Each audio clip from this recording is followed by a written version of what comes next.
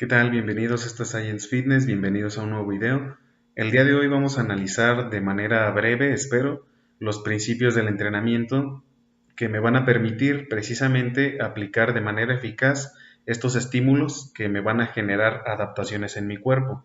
El video pasado analizamos las leyes del entrenamiento, las cuales dijimos que eran dos, la cual me hablaba primeramente de que la aplicación de un estímulo externo en mi cuerpo generaría o este factor estresante iba a generar que mi cuerpo respondiera mediante el síndrome general de adaptación, para que en última instancia generara adaptaciones específicas a este estímulo estresante.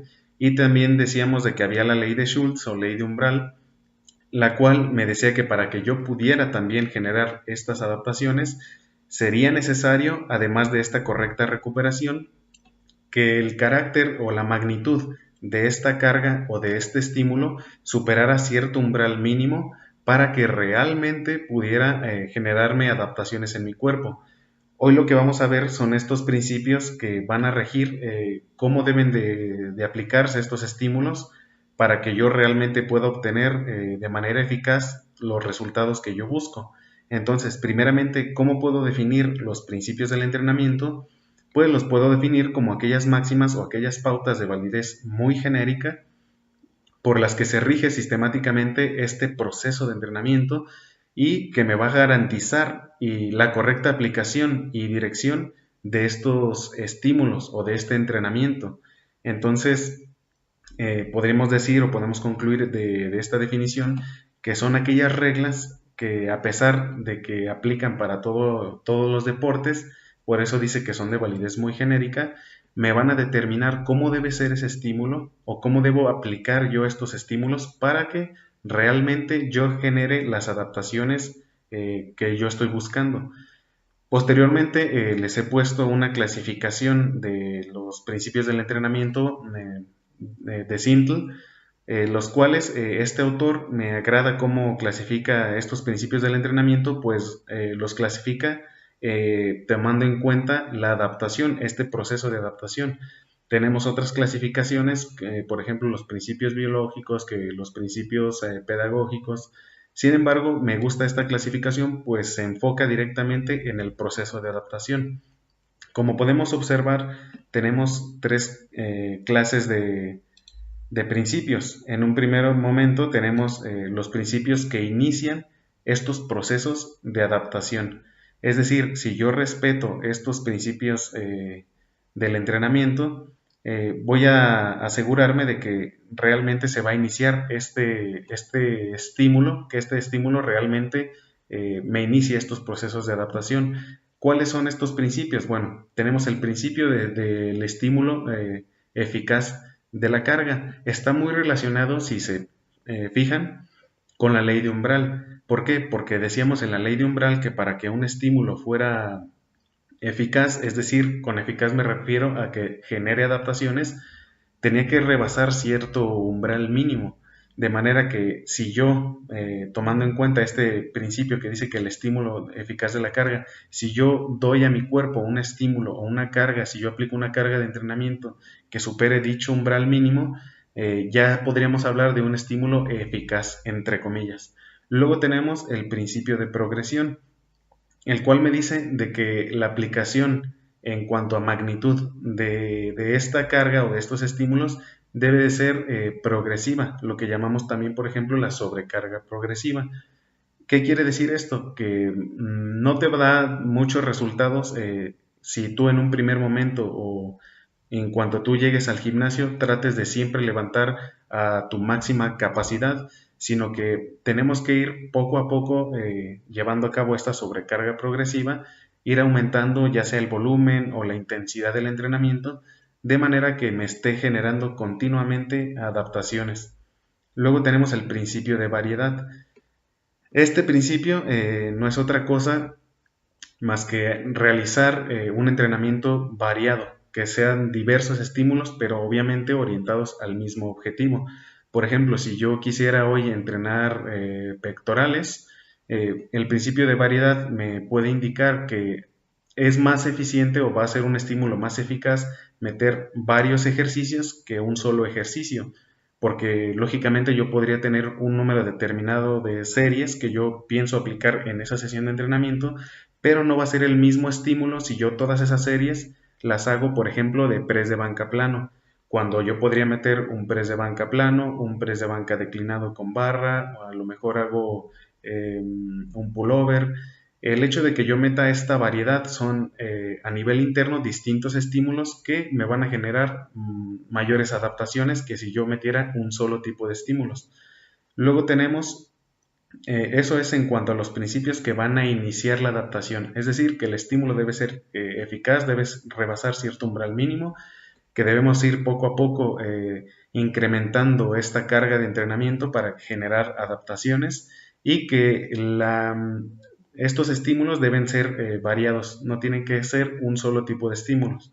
Luego tenemos los principios que aseguran las adaptaciones. En este caso tenemos el primero, que es el de la relación ideal entre la carga y la recuperación.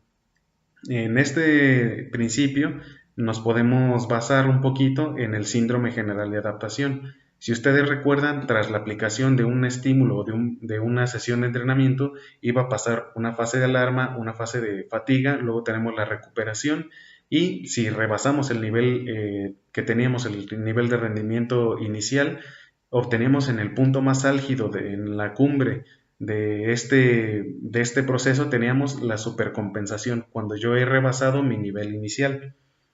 Es en este punto, decíamos, donde yo debería de aplicar una nueva carga de entrenamiento o aplicar un nuevo estímulo, puesto a que hay una relación entre la carga que yo aplico y la necesidad de esta para poderse recuperar, y es en ese punto donde yo debería volver a aplicar una nueva sesión de entrenamiento. Ya decíamos también en el video pasado que podría ser perjudicial no solo en el rendimiento sino también en la salud o en las ganancias, interrumpir este proceso de recuperación mediante la aplicación prematura de estos estímulos. Es decir, si yo entreno hoy pectorales y suponiendo que yo quizás en 72 horas ya me recuperé y puedo volver a aplicar una nueva sesión de entrenamiento, tanto es perjudicial entrenar antes de ese tiempo como mucho después de ese tiempo. Tiene que haber una relación entre el estímulo que yo aplique en un primer momento y las necesidades de mi cuerpo para recuperarse ante ese estímulo. Luego tenemos el principio de repetición y continuidad. ¿Qué quiere decir esto? Aunado al principio anterior, que era de dejar cierto tiempo saber gestionar esa recuperación para volver a aplicar un nuevo estímulo, tenemos que aplicar de manera repetida y de manera continua estos mismos estímulos para que realmente a largo plazo me generen adaptaciones. Este principio de repetición y continuidad no son otra cosa más que la constancia. Es decir, si tú quisieras aumentar tu masa muscular, evidentemente la aplicación aislada de una sola sesión de entrenamiento no te va a generar adaptaciones de manera significativa o ganancias sustanciales de masa muscular, por ejemplo. Tendrías que estar aplicando ese estímulo de manera consistente, de manera repetida, para que realmente tú puedas obtener ese efecto positivo acumulado de todos estos estímulos.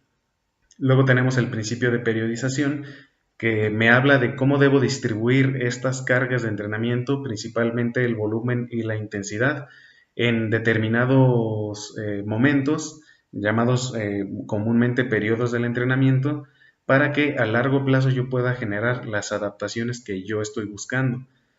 Muchos consideran que dentro del entrenamiento de culturismo, por ejemplo, no se periodiza, cosa que a mi criterio pues es un error. Desde el momento que ya estás distribuyendo las cargas de entrenamiento en distintas etapas como hipertrofia, definición, adaptación anatómica, pues ya estás, quizás no de la manera más eficiente, pero ya se podría hablar de una periodización en bruto, por así decirlo. Luego tenemos estos principios que dirigen o que ejercen un control específico sobre estas adaptaciones. No solamente es importante considerar que hay principios que inician la adaptación y principios que aseguran la adaptación, sino que también estos principios me van a determinar el carácter, cómo deben de aplicarse estos estímulos. Por ejemplo, el principio de individualización. Yo comentaba en el primer video la importancia de individualizar los entrenamientos. Evidentemente, lo que yo hago no te va a generar, no va a generar el mismo efecto en mí que en ti, por lo que es ilógico que tú hagas lo que yo hago o al revés. Entonces, siempre tenemos que individualizar los entrenamientos considerando las capacidades, necesidades, objetivos de la persona y obviamente también de lo que es capaz y de lo que no es capaz. Es decir, saber a quién tienes enfrente. Si este principio no tuviera relevancia, pues todos podríamos hacer lo mismo y se acabó el problema. Evidentemente, pues eso no es así. Luego tenemos el principio de la especialización. Se supone que hay una relación directa entre el estímulo que yo aplico y las adaptaciones que yo tengo. De manera que me especializo, podemos estar hablando de que una persona se está especializando a un tipo de estímulo cuando éste se está aplicando de manera repetida. Por poner un ejemplo, y ligado a, por ejemplo, al principio de variedad, si yo todas mis sesiones de entrenamiento de pectorales siempre meto press de banca plano con barra, siempre, siempre, siempre, y siempre hago lo mismo y siempre hago lo mismo, va a llegar un punto en el que yo me he vuelto tan especializado en ese ejercicio en específico que su potencial de darme mejoras va a ir disminuyendo. De manera que si yo varío y en vez de meter ese ejercicio meto otro ejercicio, lo más probable es que este nuevo ejercicio, el potencial que tiene este ejercicio para mejorarme a nivel interno sea mucho mayor que el primero, puesto a que yo ya me he sometido tantas veces a ese estímulo, que es el mismo estímulo, que su potencial para hacerme mejorar ha disminuido, puesto a que ya me he especializado en ese estímulo en específico. Entonces, podemos concluir que los principios de entrenamiento me van a permitir la correcta aplicación de estas cargas de entrenamiento. Si yo aplico de manera eficaz estas cargas de entrenamiento, obviamente voy a obtener los resultados y las adaptaciones que yo estoy buscando.